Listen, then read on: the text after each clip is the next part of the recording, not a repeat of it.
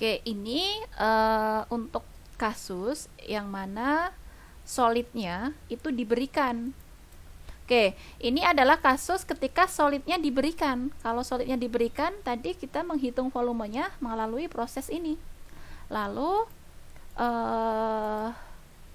selanjutnya kita itu akan mempelajari benda putar. Nah, ini kalau benda putar ini kita proses mencari solid nih. Ada suatu daerah yang dibatasi oleh kurva tertentu, kemudian daerah tersebut diputar-putar. Diputar-putar terhadap apa? Ya tergantung nanti kasus yang kita hadapi. Bisa diputar terhadap sumbu X, bisa diputar terhadap sumbu Y, bisa juga diputar terhadap garis tertentu. Kayak gitu. Seperti yang tadi kita bilang, kita akan mempelajari menghitung solid hasil perputaran dari suatu daerah. Nah, metode yang akan kita pelajari itu ada 3, yaitu cakram, kemudian cincin, sama selimut tabung. Pertama yang akan kita pelajari itu adalah metode cakram. Perhatikan baik-baik supaya kalian tidak bingung dan tahu bedanya antara masing-masing metode. Nah, sekarang yang akan kita pelajari pertama itu adalah metode cakram.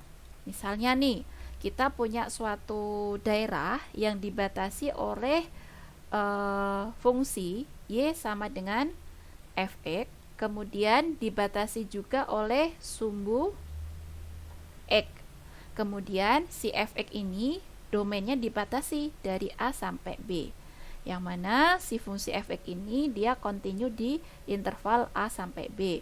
Kemudian ketika fungsi tersebut kita gambarkan pada bidang XY kayak gini. Misalnya di sini tadi domainnya dari A sampai B. Nah, kemudian ketika fungsi itu bentuknya seperti ini, misalnya ya, ini adalah grafik fungsi secara umum Y sama dengan fx. Nah, saya punya daerah ini nih. Kemudian daerah ini saya putar. Putar terhadap apa? Terhadap sumbu X. Maka nanti saya akan dapat suatu benda pejal.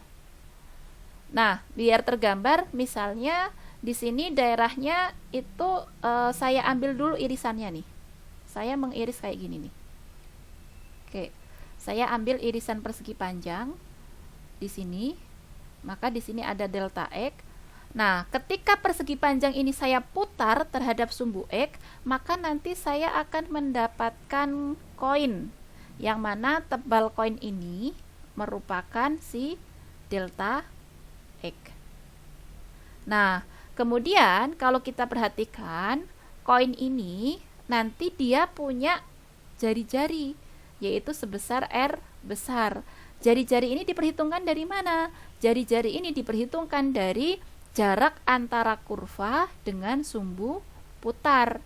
Berarti kurvanya di sini adalah Y sama dengan fx, sumbu putarnya sumbu X. Berarti jarak ini berapa? Berapa jarak ini? Halo? Jarak antara ini ke sini berapa? fx. Fx dikurangi 0, gitu kan ya?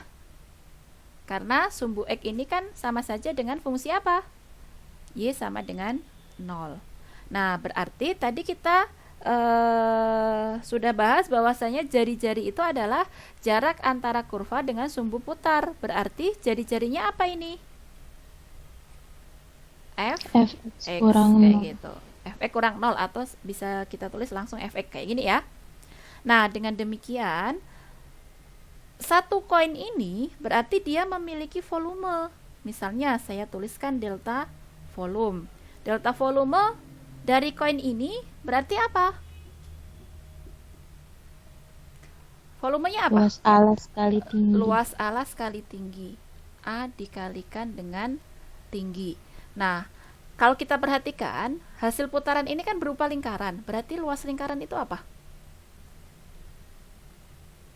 Luas lingkaran apa? Pi R kuadrat. Pi R kuadrat. Tingginya tadi siapa? delta X. delta X kayak gitu. Maka satu irisan ini tadi saya mendapatkan satu volume koin, yaitu seperti itu.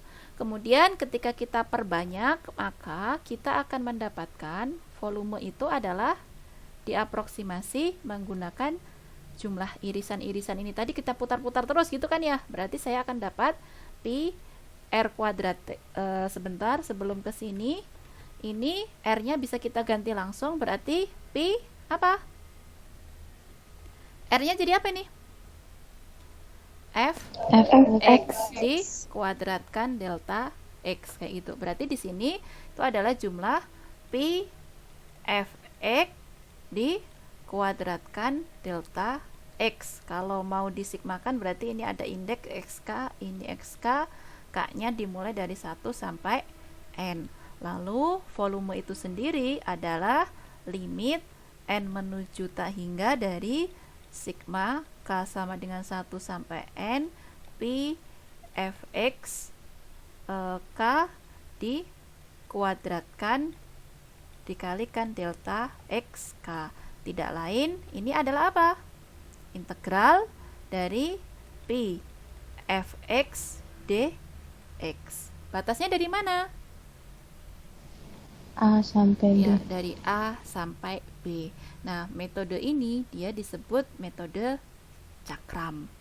Lalu, apakah metode cakram ada bentuk lainnya? Ada nanti. Yang pasti, konsep yang harus kalian tahu, metode cakram itu irisannya itu dia tegak lurus dengan sumbu putarnya.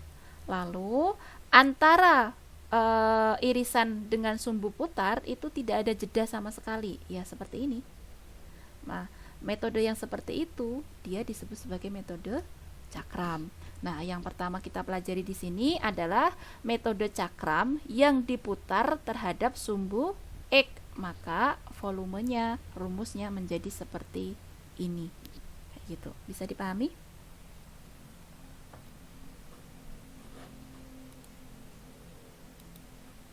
Ada yang mau ditanyakan sampai sini?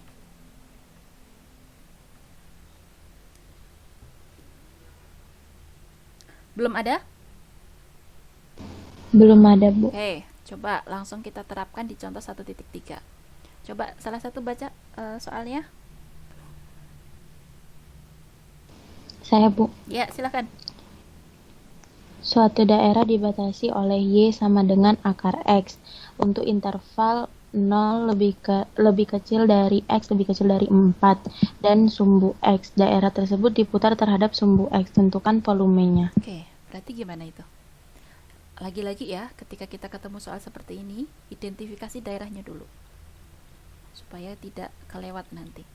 Daerahnya apa ini? Dibatasi oleh apa aja? Y sama dengan akar X. Kemudian X-nya sendiri di mana? Di antara 0 sampai 4. Kemudian ada sumbu X. Diputarnya terhadap sumbu X. Oke, kita gambar dulu daerahnya pada bidang XY. Ini sumbu X, ke sana sumbu Y. X-nya dibatasi dari 0 sampai 4. Oh, berarti kita batasi dulu. Ini 0, misalnya 4 di sini. Kemudian selain itu dibatasi oleh sumbu X. Oh, oke, sumbu X. Sumbu X ini sama saja dengan garis Y sama dengan 0. Kemudian di sini juga dibatasi oleh kurva Y sama dengan akar X. Kurva Y sama dengan akar X tadi gimana?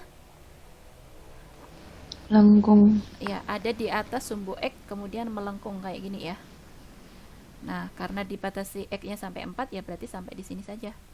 Kayak gitu. Nah, inilah daerahnya. Ada di sini. Misalnya saya kasih tanda A. Itu daerah A. Kemudian daerah A ini dia diputar terhadap sumbu X. Oh, diputar-putar kayak gini. Kira-kira nanti bentuknya dapatnya kayak gimana? Kalau ini kayaknya ilustrasinya lebih mudah untuk digambarkan. Kalau kayak ini kita putar-putar, nanti daerahnya akan dapat apa? Kayak gini ya.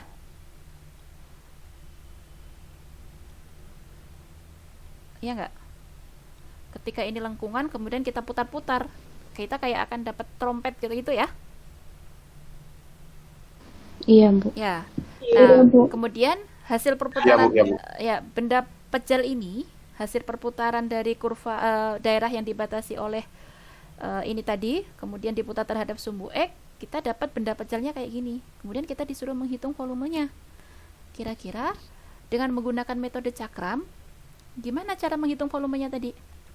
Kita harus mengiris, Dulu. membuat irisan yang tegak lurus dengan sumbu putar. Berarti seperti ini. Berarti satu irisan hijau ini ketika saya putar, nanti kita akan dapat koin, gitu kan ya? Nah, koin ini tebalnya berapa? Delta. Delta Delta X. X. Kemudian di sini ada suatu lingkaran dengan jari-jari. Jari-jari itu adalah jarak antara ini ke situ. Berarti jari-jarinya berapa ini? R-nya. Ini tadi Akar X. ya, ini akar X. Ini 0. Berarti akar X dikurangi 0. Awalnya gitu kan ya? Berarti R-nya tinggal akar X seperti itu. Nah, kemudian ketika satu irisan ini tadi kita hitung volumenya, maka saya akan punya delta volume. Delta volumenya apa? Luas alas kali. Ya, luas Luas alasnya alas. A dikalikan tinggi. Berarti A-nya di sini apa? Karena ini lingkaran, berarti apa? Pi PR kuadrat. R kuadrat. T-nya kita ganti dengan apa? Delta Delta X. X kayak gitu. Delta X. Kemudian pi R-nya kita ganti dengan apa? Akar Akar X. X di Akar X kuadratkan kuadrat. delta X kayak ini. Nah, ini baru satu irisan. Berarti kalau kita disuruh menghitung volume keseluruhan, berarti apa? Volume itu adalah integral dari ini kan? Pi akar X dikuadratkan delta X-nya diganti ke dx. Notasinya seperti itu kalau ini kita ubah ke integral. Nah, ini integral terhadap X. Batasan X-nya dari mana? 0 0 sampai sampai 4. 4. Sampai 4, Bu. Oke, 0 sampai 4. Kemudian kita hitung. Ini dapatnya apa? Pi ini suatu konstanta, bisa keluar. Berarti integral 0 sampai 4. Ini kita sederhanakan jadi X dx. Itu ya. Berarti hasilnya apa ini? Pi dikalikan 1 per X kuadrat. Batasnya, batas bawahnya 0 0 sampai sampai 4. Berarti ini jadi berapa? 8 dikurang 0. Ya, Pi dikalikan 8 dikurangi 0. Jadinya berapa? 8 8 Pi. Seperti itu. Apakah bisa dipahami? bisa Bu. Ya,